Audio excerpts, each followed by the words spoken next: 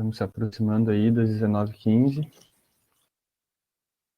Boa noite, Lucas. Que bom que estão me ouvindo. Então, a gente pode dar continuidade a esse programa.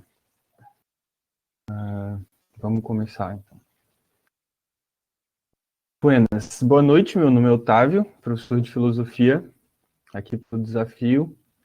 E na aula de hoje, a gente vai ter vai ver um pouquinho sobre arte e filosofia. Como a arte se relaciona com o mundo, né? Uma questão filosófica que nos circunda a todo momento, por mais que a gente não esteja totalmente atento a ela. Como prova disso, a gente tem o universo das artes. A música na nossa volta, a forma como nós nos vestimos, nós falamos, nos portamos, tudo isso vem da arte também, né? Não só de lá, mas também de lá. Bom, a proposta, então, é a gente investigar um pouco esses fundamentos da arte e como essa arte interfere na sociedade, ou como a sociedade interfere no desenvolvimento da arte. Bom, fundamentos da arte. Aspas, né? Por que as aspas? Porque não é os fundamentos exatos que eu vou mostrar para vocês, porque são muitas correntes filosóficas, são muitas escolas, são muitos autores que debatem a relação do homem com a arte, ou do ser humano com a arte, né?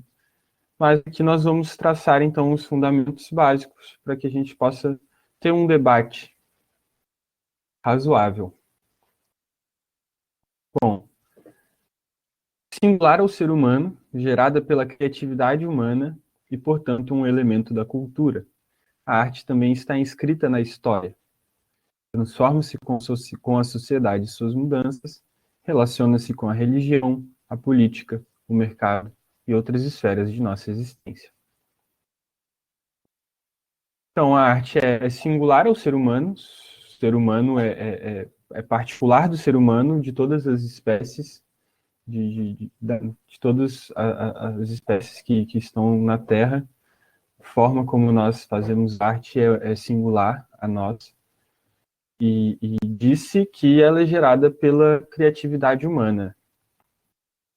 Portanto, sendo gerada pela criatividade humana, ela é um elemento cultural. Assim como a religião é um elemento cultural, assim como a política é um elemento cultural, e assim como o mercado e a economia são elementos culturais.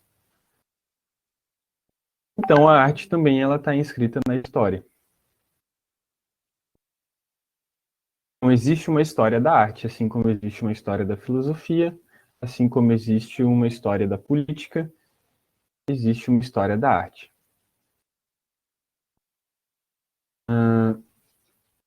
Então, o que nós vamos estudar hoje?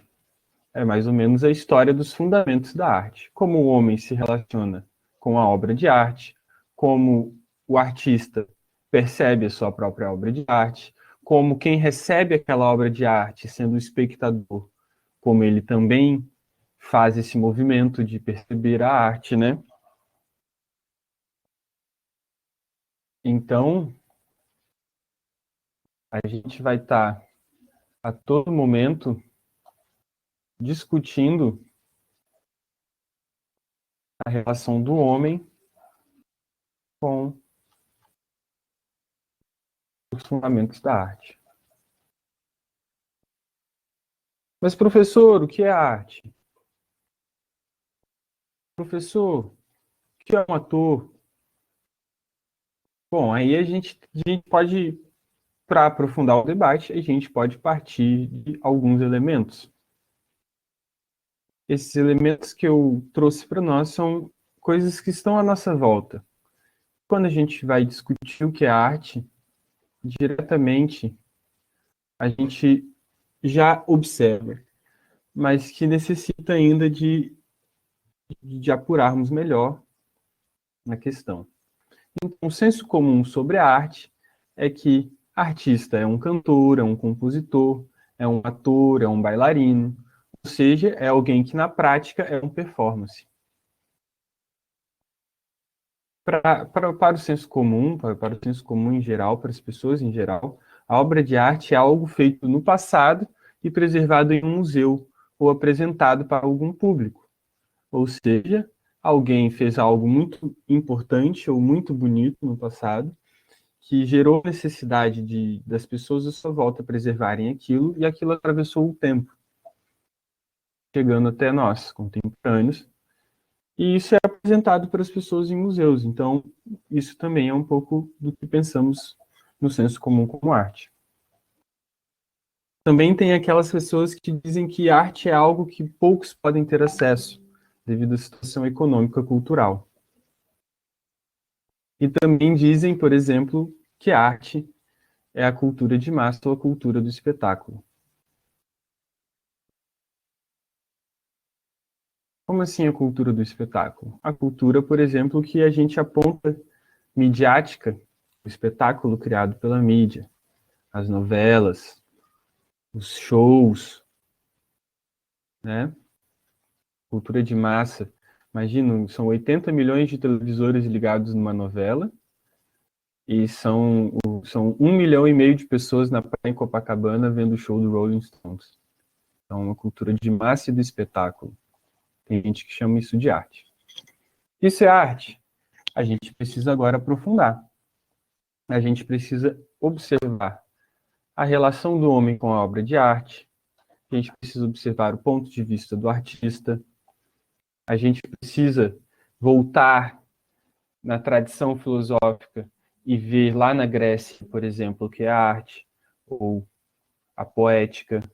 A gente precisa investigar a arte ligada diretamente com a religião, com a política, com o mercado.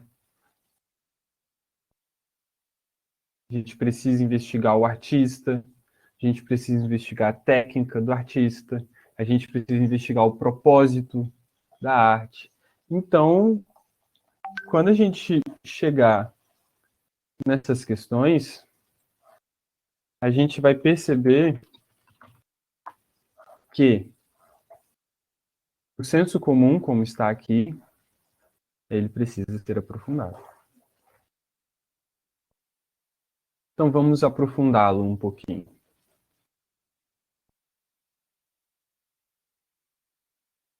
Primeiro, a gente vai ter aqui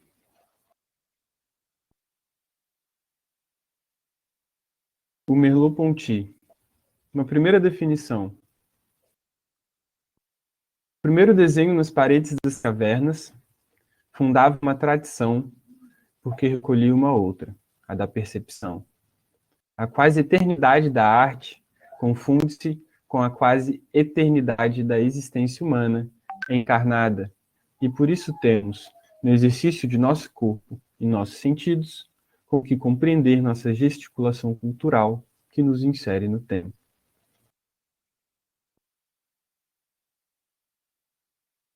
Então, se você perceber aqui, ó, a obra de arte é algo feito no passado e preservado em um museu. O primeiro desenho das paredes das cavernas, que chegou até nós 20 mil, 30 mil, 40 mil anos depois, preservou a cultura ou o gesto cultural das pessoas que viveram há 40 mil anos atrás. A quase eternidade da arte confunde-se com a quase eternidade da existência humana.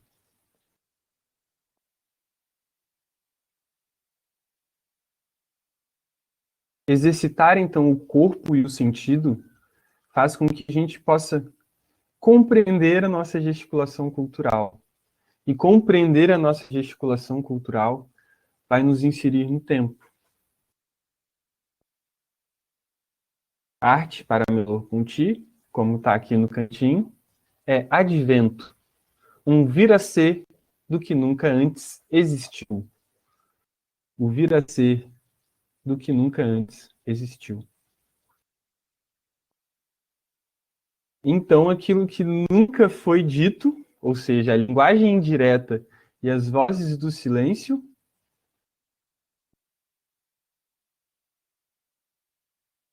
expressado pelo primeiro desenho na parede de uma caverna.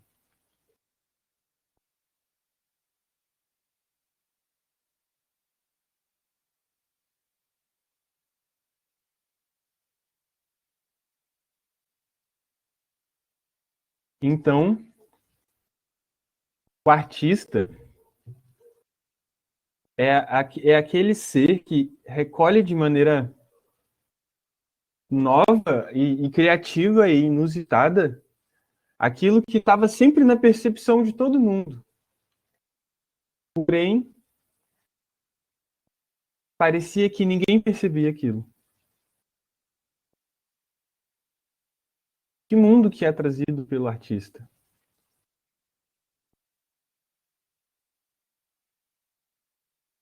E aí vem a frase: aquele mundo eternamente novo, a eternidade da arte, confunde-se com a eternidade da existência humana.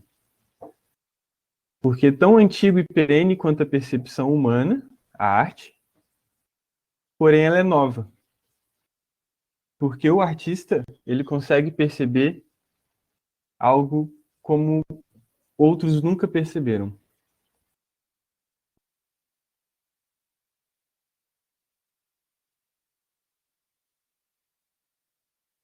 E tá aí um pouquinho do que eu falei. O artista percebe como nunca fora percebido antes pelos demais. O que o artista está procurando, investigando profundamente? E ali está o Merleau-Ponty, né, um dos filósofos que estudam os fundamentos da arte. O artista busca o espanto profundo de uma criança que soubesse da verdade que nasceu para o mundo e que ele nasceu para ela.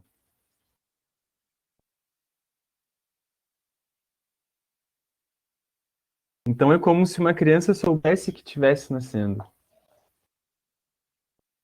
E aí tem um verso do Fernando Pessoa, um poeta português, um dos maiores escritores da língua portuguesa,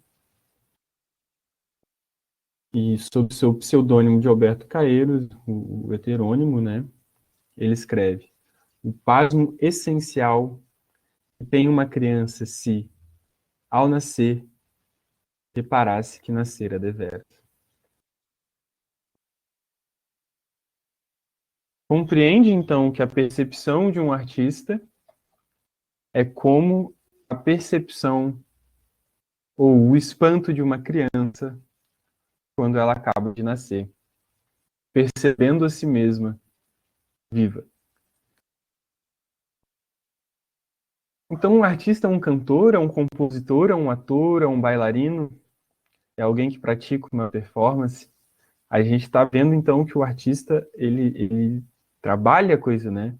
Então, a obra de arte é só algo feito no passado? Ou você ou seus contemporâneos fazem arte? É necessário o tempo passar para que a arte possa existir? A gente está percebendo que o artista, ele é quase que um estado mental ou um sentimento, né? Como diz Fernando Pessoa, ou como diz o Merleau-Ponty. Quase a eternidade da arte para Merleau-Ponty, o vir a ser do que nunca antes existiu. Mas o que é o vir a ser e o que nunca antes existiu? Então o artista, ele observa o mundo à sua volta e observa uma potencialidade à sua volta no mundo. O mundo tem uma potencialidade que estava ali na frente de todo mundo estava percebendo, mas ninguém estava vendo. E o artista viu aquilo, não só percebeu.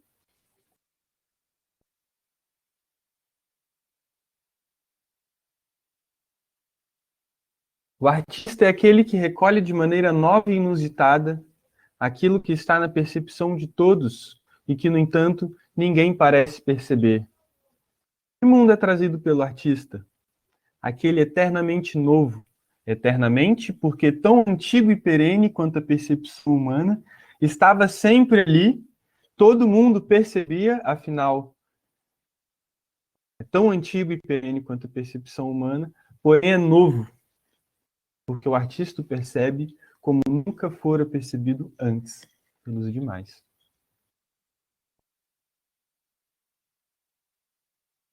O pasmo essencial que tem uma criança, se, ao nascer, reparasse que nascera deveras.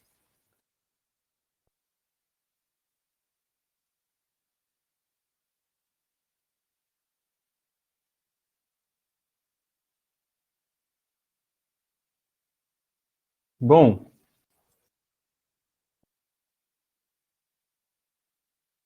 então o artista, ele busca o espanto profundo de uma criança que soubesse da verdade. O poeta nos faz ver, sob a aparência calma e costumeira das coisas de todo dia, a verdade profunda de um mundo contraditório, que será tudo se puder resumir o homem a nada, mas que será um nada diante daquele que possui a força para suportar e enfrentar a dor de estar no mundo.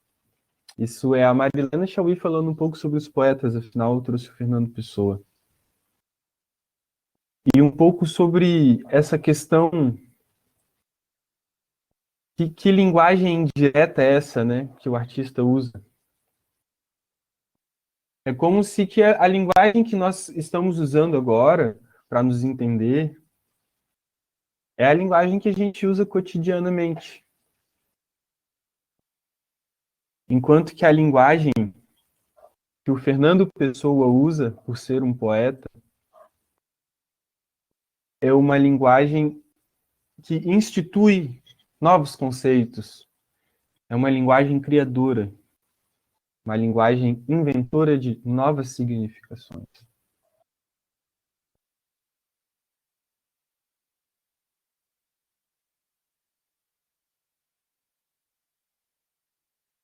E aí a gente começa a entrar um pouco, então, não só o que o artista é, mas que atitude é essa que o artista tem perante ao mundo, que ele vê algo que todos percebem, porém ele vê aquilo de uma forma diferente.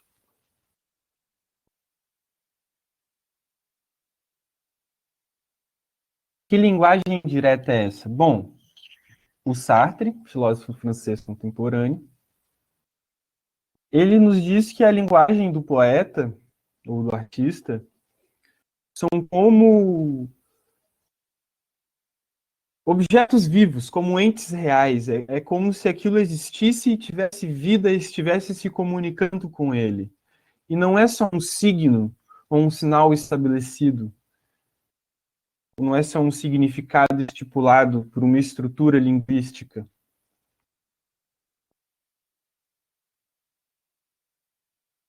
Então, porque as artes recriam o mundo com as palavras, sons, traços, cores, gestos, movimentos, formas, massas, volumes. Olha quanta coisa a arte recria. A realidade criada não está aquém nem além da obra de arte, assim como não está na obra, mas é a própria obra de arte.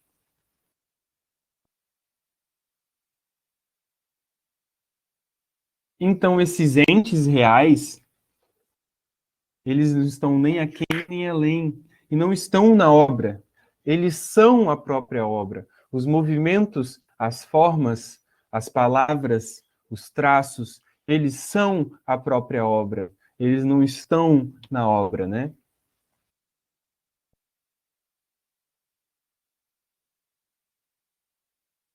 Então, o que nos espanta é que a arte ela recria o mundo de uma forma que antes não foi vista.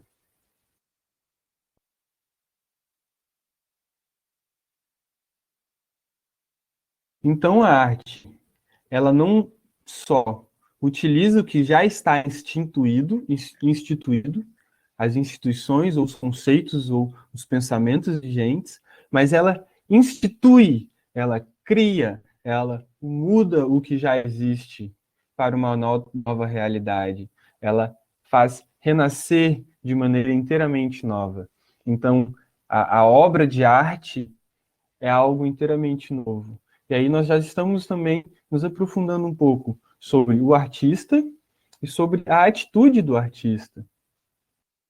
E além da atitude do artista, o objeto que ele cria, que transforma a realidade numa outra realidade, uma realidade nova, e que vai existir somente se o artista realizar. Essa realidade chama-se obra.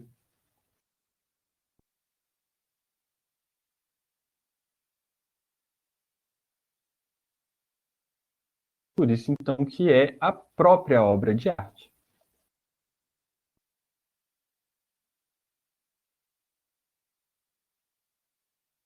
A arte realiza a passagem do instituído ao instituinte, ou seja, a transfiguração do existente numa outra realidade, que faz renascer e ser de maneira inteiramente nova.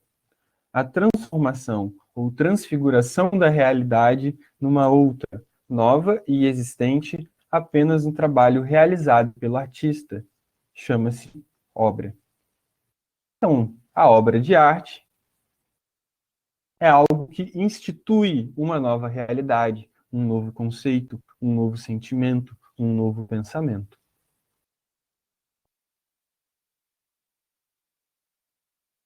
E aí a gente vai ter, a partir desse, dessa investigação do senso comum que nós fazemos, e chegamos nesse ambiente razoável, onde o artista ele é uma pessoa humana que percebe as coisas como outra pessoa não percebe, né? E ele, a partir daquilo, ele institui o novo. A gente vai poder ver que a arte participou de alguns momentos na história da humanidade, em momentos importantes como viradas religiosas, viradas políticas, viradas filosóficas.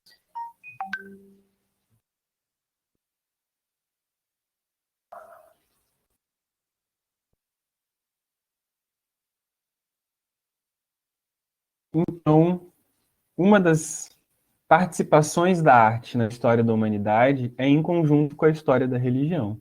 Então, a história da arte se encontra com a história da religião. Em que momento ele se encontra?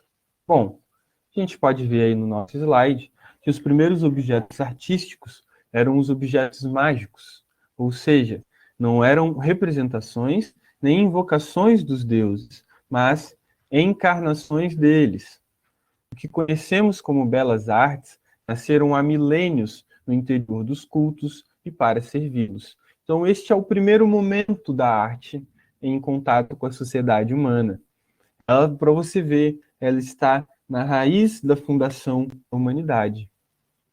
Ela está no primeiro momento da humanidade, um momento místico, ou como a filosofia gosta de chamar, um momento mitológico, onde as pessoas e a sociedade vivia sobre o véu da mitologia, das representações naturais com base nos deuses. Porém, para as pessoas que viviam naquela época, os deuses existiam, assim como para um cristão. Hoje, Jesus Cristo existe, para um grego, na Grécia, Zeus existe.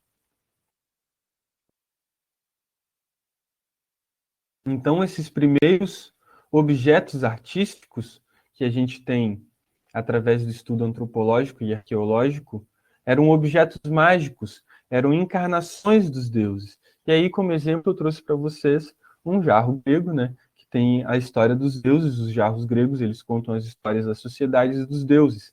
Então, eram as encarnações desses deuses nos cultos.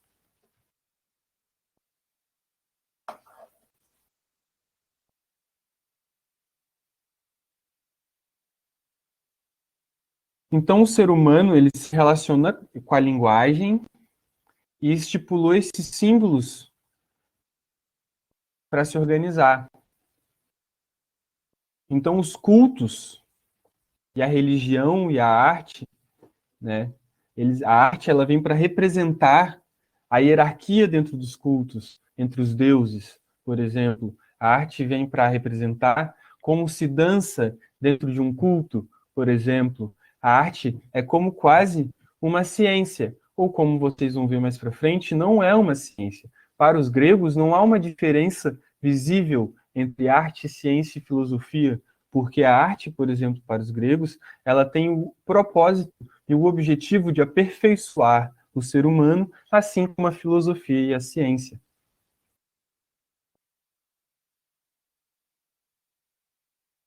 Então, a sacralização e ritualização da vida fizeram com que diversas ciências e diversos questionamentos filosóficos fossem cercados por cultos. E esses cultos, eles tinham que ter fundamentos simbólicos e objetos mágicos, que eram encarnações de seus deuses. Quem foi responsável pela construção disso tudo foram os artistas.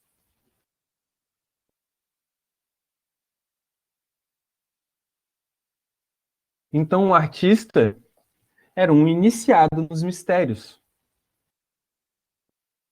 Ele era o oficiante dos cultos e o fabricador dos objetos, gestos necessários para a realização do culto.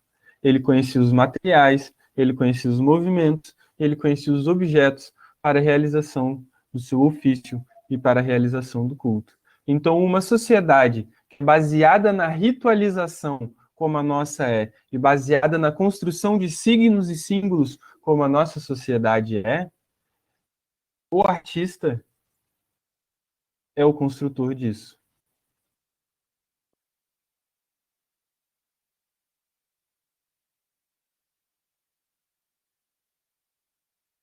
Ou seja, nas primeiras sociedades, o artista ele era uma espécie de mago, ele era uma espécie de artesão, ele era uma espécie de xamã. Ou seja, ele era aquele que criava o ritual e criava as normas e os procedimentos para que o ritual fosse realizado.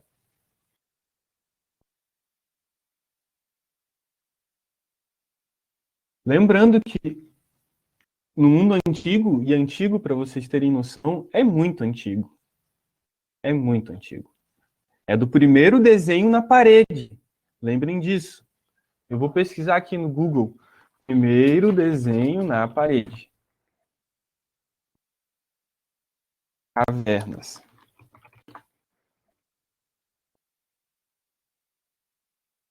40 mil anos atrás.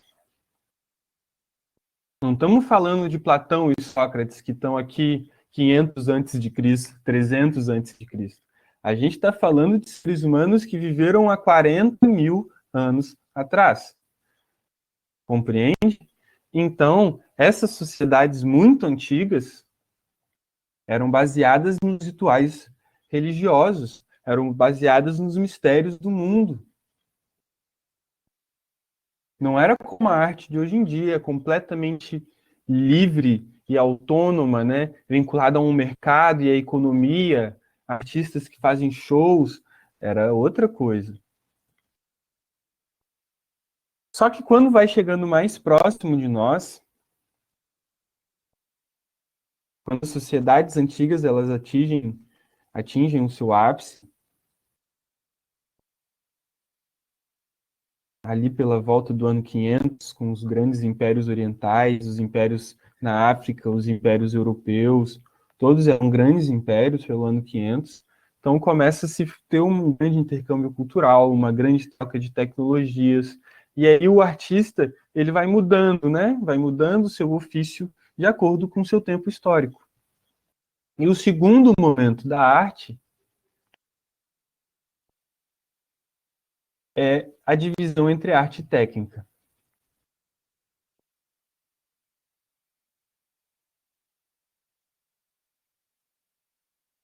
A arte ou técnica era toda atividade regrada com vista à produção de uma obra.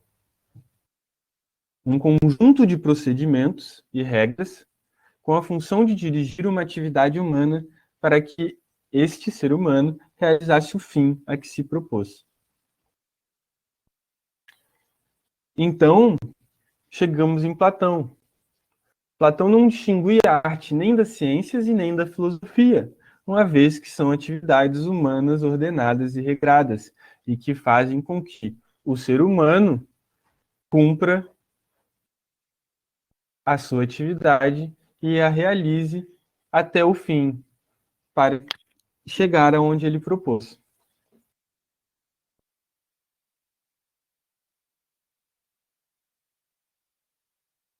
Outra coisa que o senso comum diz é o arte e artesanato, né? Arte é artesanato. Artista é aquele que faz artesanato.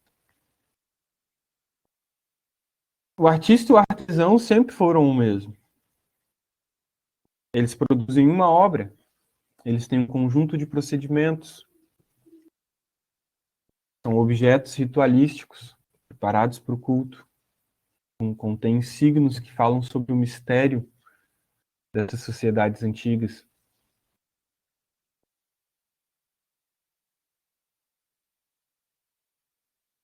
Então você vai ter aí a, a sociedade grega com Platão, com Aristóteles, com Sócrates, com os helênicos depois deles, vai ter os medievais, todos desenvolvendo a arte e a técnica. A arte e a técnica. A arte e a técnica. Não só mais vinculado totalmente à religião, mas agora também vinculado a outros tipos de procedimentos, como construção de objetos, o artesanato, o artesão.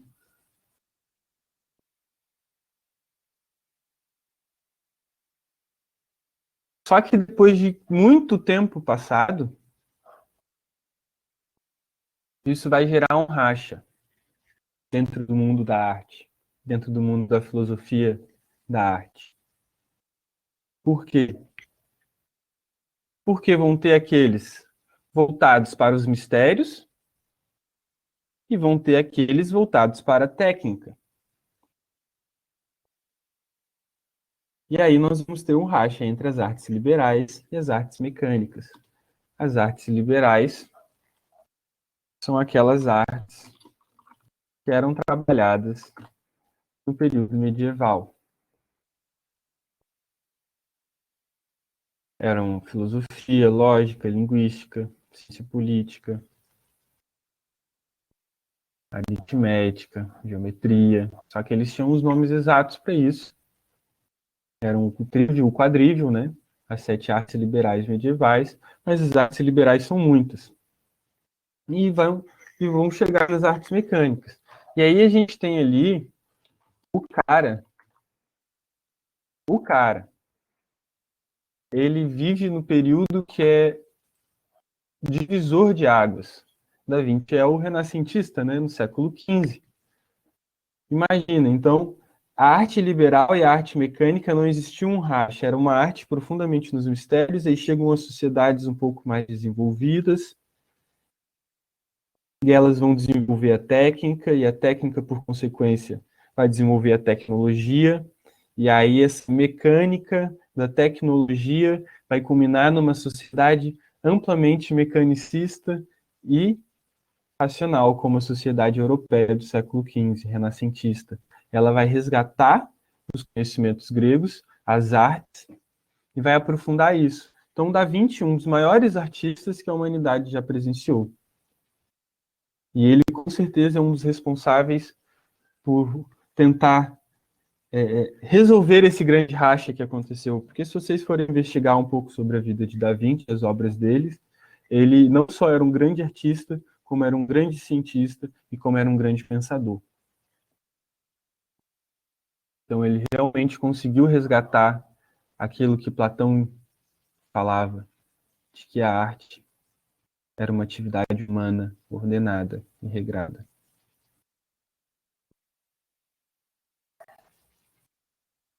E nós vamos chegar na modernidade, que é onde o objeto ou a obra de arte e o artista, eles vão ter duas funções. Uma, gerar um objeto para uma utilidade, e duas, gerar um objeto para contemplar a sua beleza. Ou seja, o mistério, os ritos e o culto sobre os deuses não era mais presente na sociedade. Porém, o mistério do mundo ser tão bonito e tão belo que gerava em nós um estado contemplativo e filosófico era algo que, se reproduzido por alguém ou ser observado por alguém sob uma perspectiva nunca antes vista, se tornaria um grande artista. Então aqui nós vamos ter um terceiro momento da arte, onde o útil e o belo se encontram na modernidade. O Renascimento e a arte mecânica, elas vão tomar o centro do que a gente conhece como arte. Vão continuar se relacionando com as artes liberais, afinal, sem os fundamentos da arte, a arte mecânica não se desenvolveria, porém, ela tomou o centro. E os conhecimentos teóricos, como diz o nosso slide, para a invenção desses novos instrumentos, por exemplo, Da Vinci projetou um helicóptero no século XV. Isso através da arte de desenhos e cálculos matemáticos, engenharia, arquitetura. Então aqui a gente tem um pouco sobre o objeto, e o espectador e o artista. O espectador era o participante do culto, e agora o espectador ele espera com que o artista crie sua arte para que ele possa utilizar aquela arte em algo no seu cotidiano, ou para que ele possa contemplar e ver um pouco do belo no mundo. O artista na modernidade, ele vai ter um pouco de gênio criador, ou seja, é uma pessoa, um intelectual, um gênio, ele é criativo, ele consegue alcançar coisas que ninguém alcança através do seu intelecto. A obra tem que ir atrás do belo e do útil, e o espectador produz uma espécie de juízo de gosto ao contemplar a obra. Então a modernidade, ela vai fundar a disciplina que a gente tem na nossa faculdade, que é a disciplina de estética. Ou seja, o estudo dos fundamentos da arte. Quem é o artista, como o artista se porta, o que é uma obra de arte, como a obra de arte surge, qual é a origem do juízo de gosto, se é o belo, se é o sublime, se é a repulsa, por que a arte e a música nos geram emoções de tristeza, de felicidade.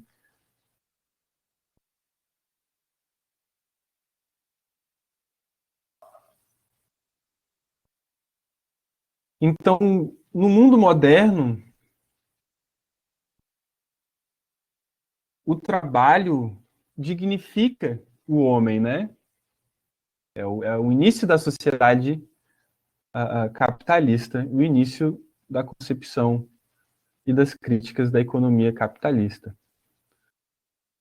Então, o trabalho manual enriquece.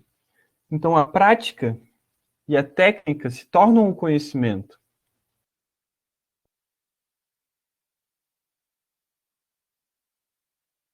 Então, distingue-se aquela atividade que era procedural, tinha um procedimento para que o homem alcançasse um fim, ela se divide.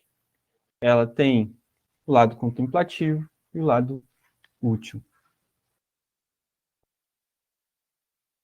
E esse trabalho que dignifica o homem e constrói riqueza mostra com que o indivíduo, mostra para o indivíduo, ou que a ação individual espontânea de alguém pudesse, através da sua sensibilidade, gerar esse gênio criador. O gênio criador do artista. Então, a sensibilidade do indivíduo, numa sociedade que permite a ação espontânea do indivíduo, faz com que desperte um gênio criador. E esse gênio criador cria uma obra que tem como visão final sua utilidade ou a contemplação do belo. Então, na modernidade, a gente vai ter uma espécie de ápice do conhecimento teórico-artístico e da técnica. da prática artística. E aí a gente tem a Mona Lisa, né? Que é o clássico, todos conhecem. É uma atividade humana autônoma, possui uma finalidade própria. Ele é produto das experiências e percepção, imaginação e inspiração, fruto da subjetividade do artista, a arte e o objeto artístico ou a obra de arte. Tem uma finalidade desinteressada, contemplativa, para contemplar o belo, as belas artes. A busca do belo pelo artista e a avaliação e o julgamento de valor de beleza pelo juízo de gosto pelo público. Ou seja, o artista busca o belo, expõe, vem a avaliação do público e julga o valor de beleza da obra de arte. O belo, então, diferente de Platão, que belo, bom e verdadeiro é a tríade platônica, o belo aqui ele vai ter uma característica diferente. Porque para os modernos, que adoram pôr as coisas em caixinhas, o bom é domínio da ética, a verdade é domínio da ciência e da metafísica, e a beleza, o belo, é domínio da estética. E o valor da obra de arte encontra-se na sua originalidade. Uma rápida observação minha é que a gente pode perceber que o que está atravessando as eras na história da arte, os 40 mil anos de história da arte, é a originalidade e a percepção do artista.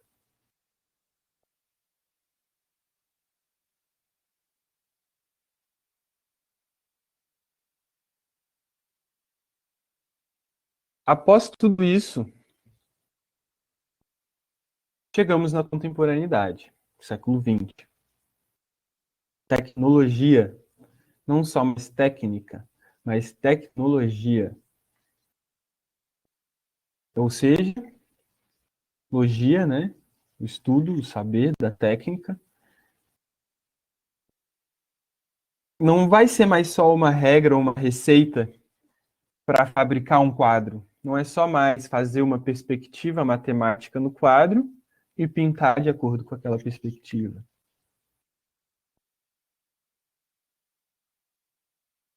A arte ela exigiu mais ainda de nós do que como criação misteriosa. Ela pediu uma expressão que cria, que modifica o mundo. Porque o século XX é devastador.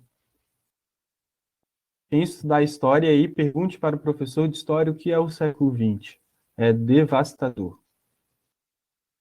Portanto, a beleza já não é mais tão importante para o ser humano quanto era até o século XX, antes do século XX. No século XX acontecem muitas atrocidades e a arte vai encontrar um novo horizonte, um novo valor. Esse valor é a verdade.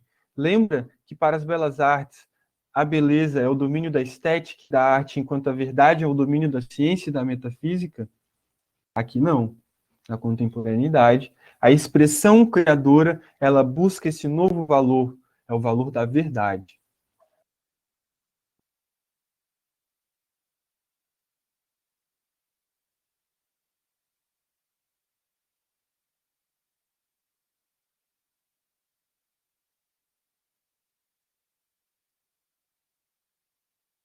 A arte, ela sempre teve vinculada à ciência, à matemática.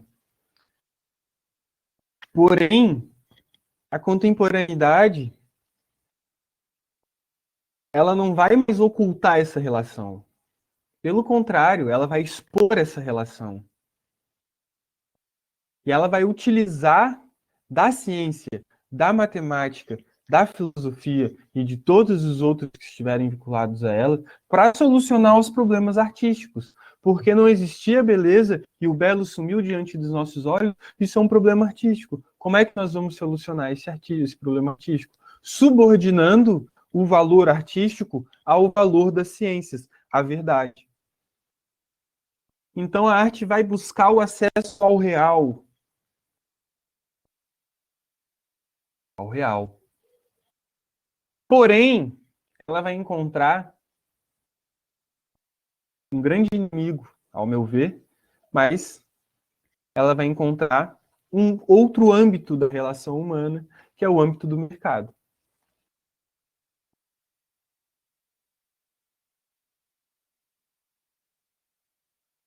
Lembra que a arte na religiosidade ela estava presa ao culto? Agora ela está autônoma, né? Ela é livre. Ela é um âmbito da humanidade. Ela busca a verdade. Ela não está mais subordinada.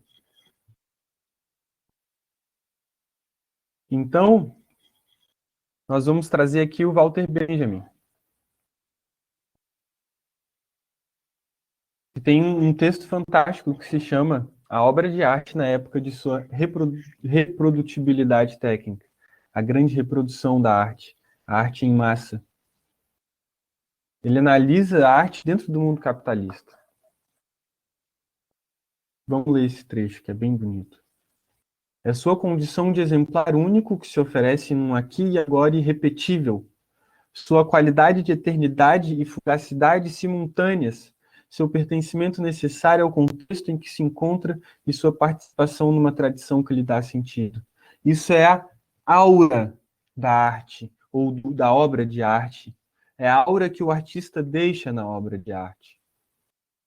Então, a aura é o quê? É a absoluta singularidade de um ser natural ou artístico.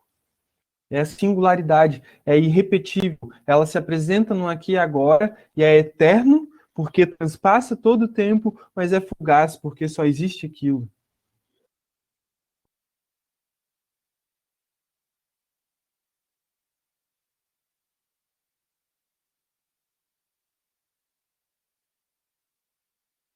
Então, essa análise da obra de arte dentro do mundo capitalista, onde a obra de arte ela se reproduz com bastante facilidade, porque existem meios de produção para isso.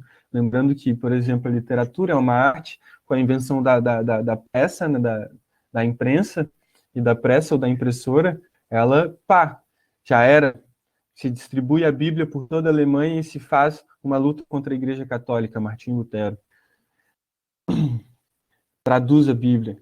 E aí, com a invenção, a Bíblia se distribui para o mundo inteiro, né? Com a peça de Gutenberg. Ou seja, no século XX, isso é muito mais reprodutível ainda. Então, existe na arte agora um valor de culto e o valor de exposição. E é por onde ela vai conseguir sua autonomia.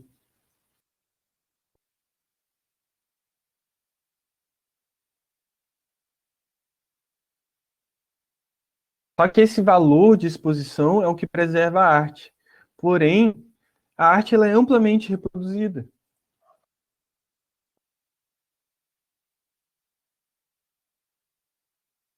Que a arte possui aura quando ela é única, ela é irrepetível, ela é duradoura e efêmera, ela participa de uma tradição, ela é capaz de tornar distante o que está perto e ela torna estranho o que nos é familiar. Só que o mercado e a grande produção em massa dos objetos e das obras artísticas, elas podem destruir essa aura, de acordo com Walter Benjamin.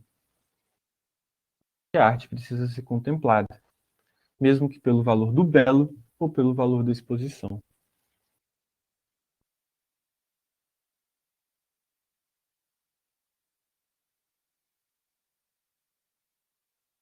Então, aqui a gente tem três finalidades básicas da arte. A gente tem a finalidade social das obras, que era primeiro ao culto, segundo ao prestígio do belo, e terceiro, pelo circuito do mercado e reproduzir. Nós temos a finalidade social do artista, ele era primeiro o artesão de ritos, segundo, um financiado pelo mecenas ali, que era para reproduzir a técnica, construir objetos, e hoje existe posicionamento de mercado. É alguém que atua no mercado, emancipado, né? Ele não precisa mais ser financiado. E a finalidade das obras. Primeiro, a comunidade dos fiéis, dos cultos. Em segundo lugar, a elite, que cultivava os símbolos e o poder. E hoje, esses símbolos e poder representam ou as classes altas ou as classes populares.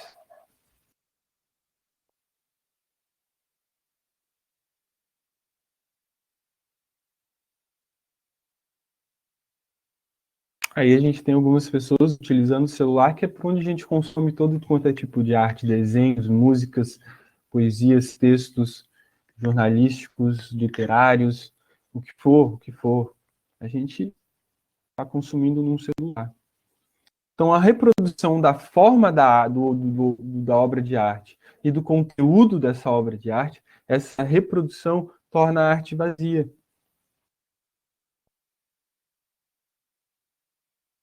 E isso provoca o que a gente vive hoje, que é esse nascimento da arte de massa, ou objetos para consumo.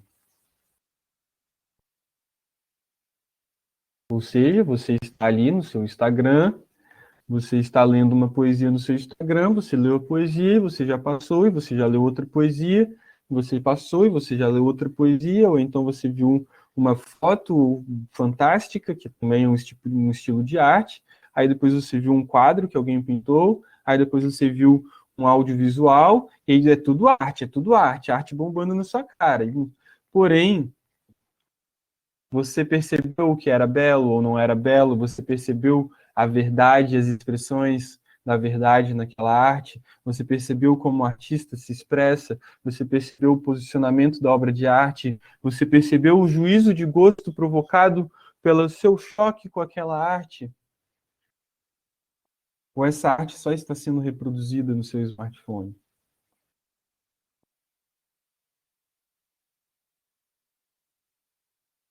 A filosofia vem para nos questionar tudo isso.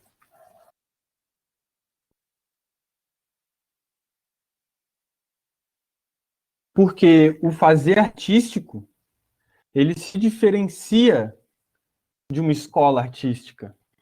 Ele se diferencia de um estilo artístico.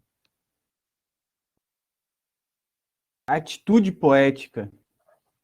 Vamos voltar lá atrás na atitude poética. A atitude poética é lidar com palavras como se fossem entes reais, coisas reais. Fazer música é lidar com sons reais, com entes que são a obra, que não estão lá, que não fazem parte, não estão antes nem depois, são a obra de arte.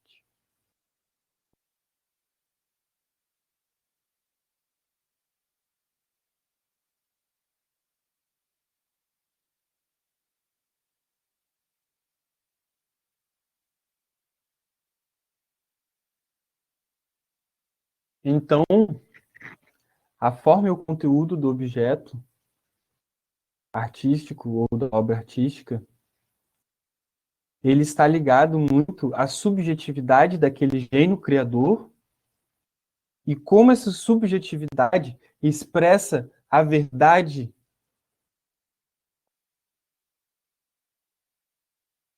ou como ele busca a verdade ou como ele vê a verdade.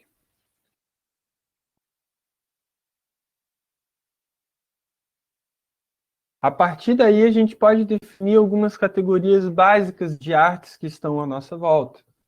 Por exemplo,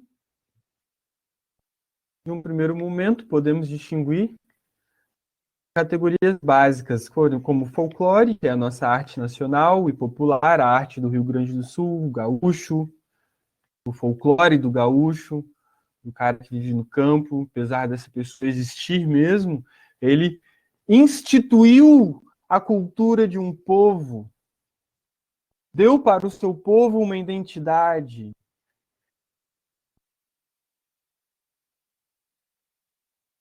Nós podemos ter aí a arte popular, que são as criações de artistas que pertencem à classe popular ou à classe trabalhadora. Para quem gosta da internet, é isso, o famoso underground, o mundo underground, a arte popular. Nós vamos ter a arte erudita, que hoje em dia é cultivada pelas universidades, pelos grupos que compõem aí a arte erudita, né? Criações que são criações complexas. Por que complexas? Porque são criações aprofundadas naqueles procedimentos que havíamos falado antes. Não são artes que vêm apenas, não apenas, né? Não são artes que vêm da experiência da, da, da sua vida, dos seus sentimentos. São artes com procedimentos, por isso complexo e de vanguarda.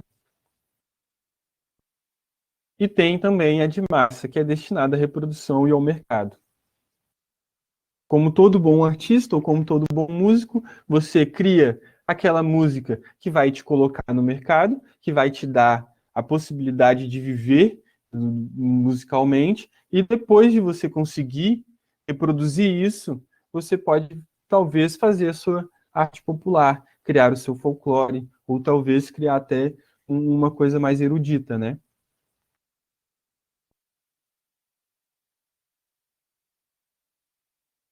Bom, deu 8h10.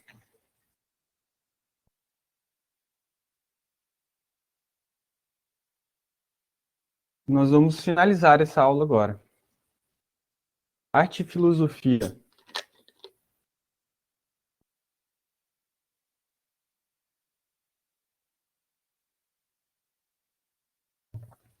A poética e artes na antiguidade.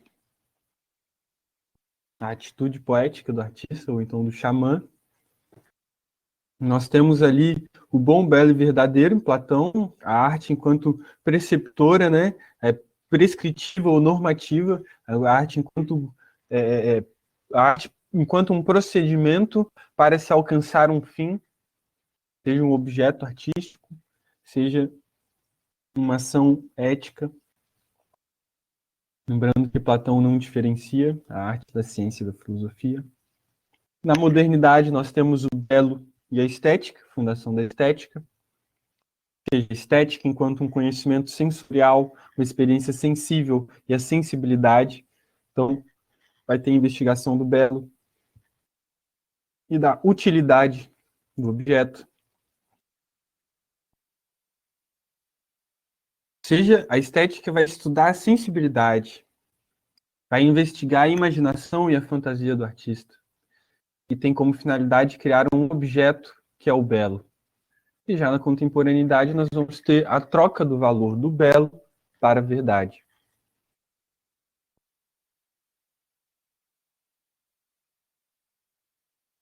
Só que aí, essa verdade, ela vai conflitar com o mercado e a reprodutibilidade da arte.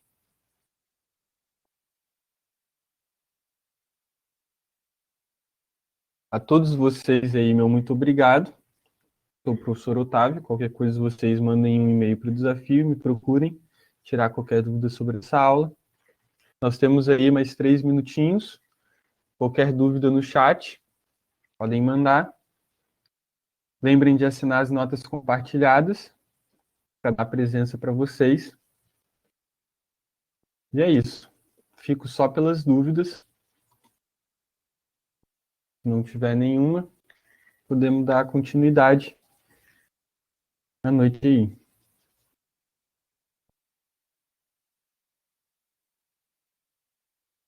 Bom, parece que não tem ninguém digitando no chat. Meu muito obrigado a todos que estiveram aí participando. Fiquem bem, aproveitem o desafio e bom estudo a todos vocês. Até a próxima.